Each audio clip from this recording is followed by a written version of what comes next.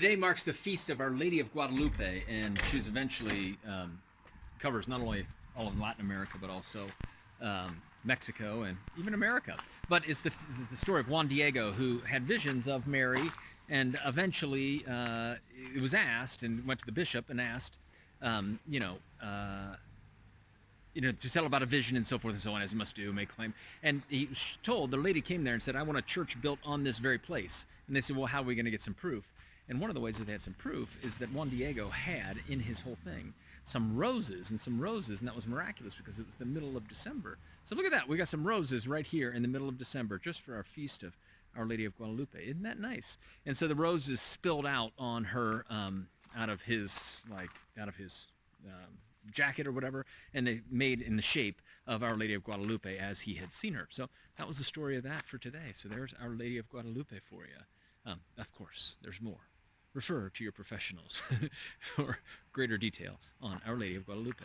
Hey guys, while you're finishing up your cookie making, I was just outside making a video about Our Lady of Guadalupe, which is the feast today, and there are roses out there. Did you know that Our Lady of Guadalupe, right, is the protectress of America, all the Americas, and she was from who? Juan Diego, right? Juan Diego's a saint, and they're really kind of a cool story. And he had to go prove himself to the bishop who verifies miracles or not. And so when he did, and he pulled out the flowers, those roses in the middle of December, also on his mantle, on his garment or whatever, was this image, this beautiful image of Our Lady in a sort of an Aztec-looking, dark-skinned lady in a beautiful, beautiful painting, way beyond the capabilities of what was possible in the 16th century, in the early 16th century down there in Mexico.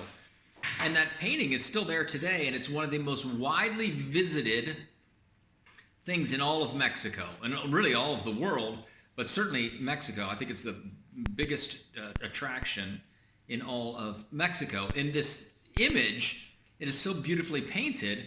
Another guy recently was like, well, I could repaint that, and he did repaint it, and he put it on, and he went on the same kind of burlap thing, and the backing actually fell apart after 6 years. But it's not so much, yes, the painting itself was beautiful, but what's happened is the number of miracles that have been worked near that image are just like profound, but also the painting, the image, doesn't actually touch the fabric.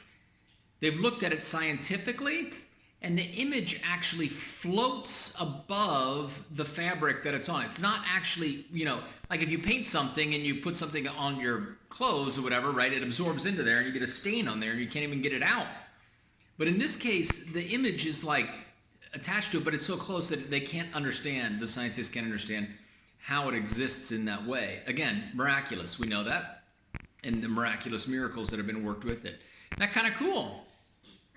The church, some communists went ahead and put a bomb underneath the church, they blew up the whole church and bent the cross that was around where this image has been kept, but the image was preserved.